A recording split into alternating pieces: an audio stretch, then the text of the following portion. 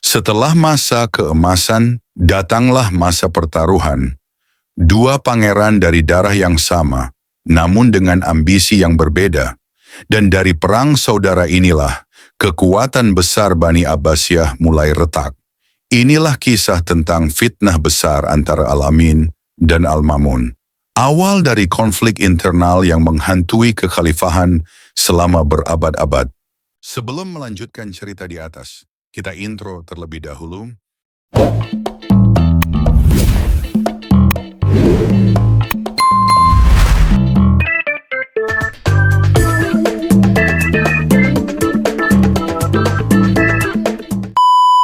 Nomor 1.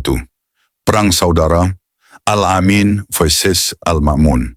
Harun ar-Rasyid wafat pada tahun 809 Masehi. Ia mewariskan kekuasaan kepada dua putranya, Al-Amin sebagai khalifah di Baghdad dan Al-Ma'mun sebagai gubernur Khurasan.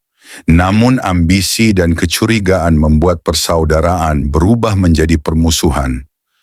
Al-Amin mencoba mencabut hak waris Al-Ma'mun, dan Al-Ma'mun membalas dengan mengirim pasukan menuju jantung kekhalifahan, Baghdad.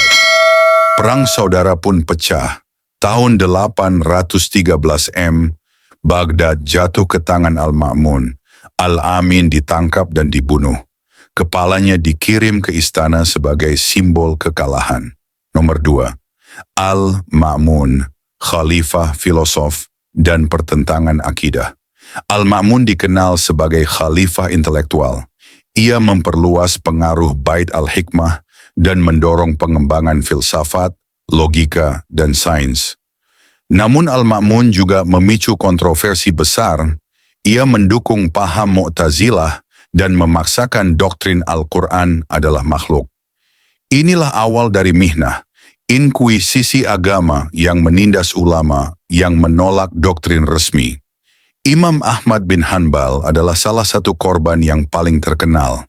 Ia dipenjara dan disiksa karena mempertahankan keyakinannya bahwa Al-Quran bukan makhluk. Nomor 3. Munculnya dinasti-dinasti regional. Sementara Abbasiyah disibukkan dengan konflik internal, kekuasaan mereka di wilayah-wilayah mulai lepas perlahan-lahan.